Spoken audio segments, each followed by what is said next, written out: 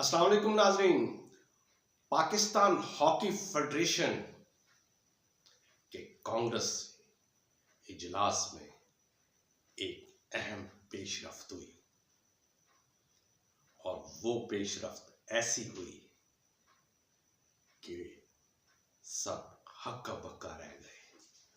पहले Pakistan hockey federation की executive committee के इजलास में हुआ और फिर पाकिस्तान हॉकी फेडरेशन के कांग्रेस इजलास में हुआ कि हॉकी फेडरेशन को हॉकी बोर्ड बनाने की बाकायदा मंजूरी दे दी गई। ये अहम इनकलाबी इक़दाम था जो इजलास पाकिस्तान हॉकी फेडरेशन के सदर मीर तारिक बुगटी की ज़ेर सदारत हुआ और उस इजलास में बहुत बड़ा काम हुआ। हॉकी बोर्ड बनाने की मंजूरी दी गई। पाकिस्तान हॉकी फेडरेशन 1948 में कायम हुए। कई अरसे से पाकिस्तान हॉकी फेडरेशन को फंड्स के लिहाज से मसाइल का सामना करना पड़ रहा था और कई बार ऐसा भी हुआ, बल्कि बार बार ऐसा हुआ कि फेडरेशन को फंड्स के लिए हुकूमत की जानिब देखना पड़ता था। बाज़ मौके ऐसे आए कि उधार पर टिकटें ली गई और कौमी टीम को बैरून मुल्क इवेंट्स खेलने के लिए भेजा गया। प्रो लीग जो पाकिस्तान हॉकी तारीख में पहली बार प्रो लीग में शिरकत करने जा रहा है, उसमें भी फंड्स का कमी का सामना करना पड़ा।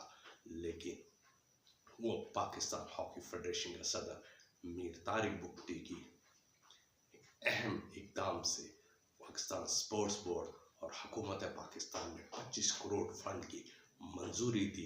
ये अहम इक़दाम था जो पाकिस्तान हॉकी फेडरेशन के सदर मीर तारिक बुगटी ने किया। लेकिन हॉकी बोर्ड बनाने की ज़रूरत पेश क्यों आई? उसकी वजह यह है कि फंड्स के लिए हमें दूसरों की तरफ देखना पड़ता था। दूसरे कि कोई भी स्टेडियम पाकिस्तान हॉकी फेडरेशन के पास नहीं है।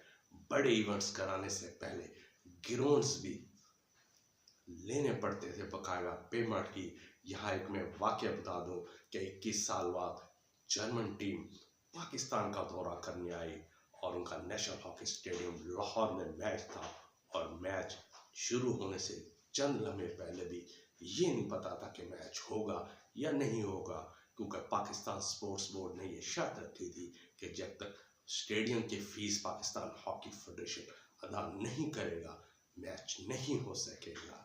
ये था हाल कि पाकिस्तान हॉकी के फेडरेशन के पास तो अपने स्टेडियम ही नहीं है और उस स्टेडियम में की आमदनी किन के पास जा रही है। यानी फैसलाबाद हॉकी स्टेडियम है, उसमें करोड़ों के कमर्शियल दुकानें मौजूद हैं, मार्केट्स मौजूद है, लेकिन उसकी आमदन का पता नहीं है कि किसके हाथों जा रही है। फेडरेशन को तो 1 टका भी नहीं मिल रहा। तो ये वो वजह थी, वो मिसाइल थे जिसमें पाकिस्तान हॉकी फेडरेशन को सामना करना पड़ रहा था।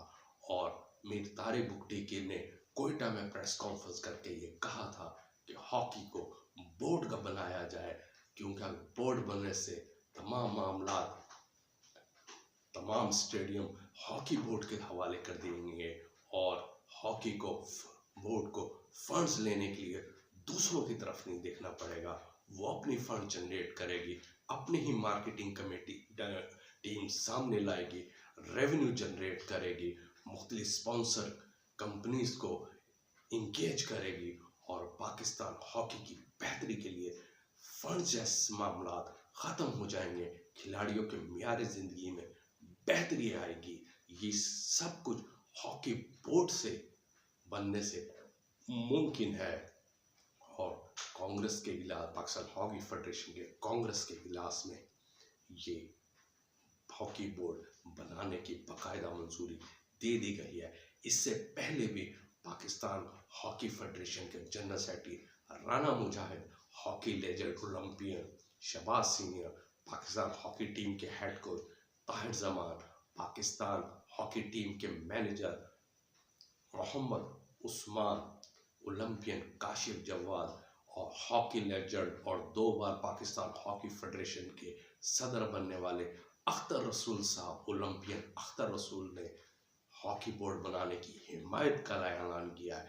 ये बड़ी अचीवमेंट है कि मीर तारिक बुगटी साहब ने एक बड़ी अचीवमेंट की है कि हॉकी बोर्ड बनाने की तजवीज़ दी और तमाम ओलंपियंस इसमें शामिल हैं। तारिक बुगटी की तजवीज़ को लब्बैक करा रहे हैं और आने वाले वक्तों में पूरी कवी उम्मीद है कि पाकिस्तान हॉकी फेडरेशन की जगह पाकिस्तान हॉकी बोर्ड बन जाए। ये थी आज की खबर। चैनल्स को सब्सक्राइब करना ना भूलिएगा। अल्लाह हाफिज।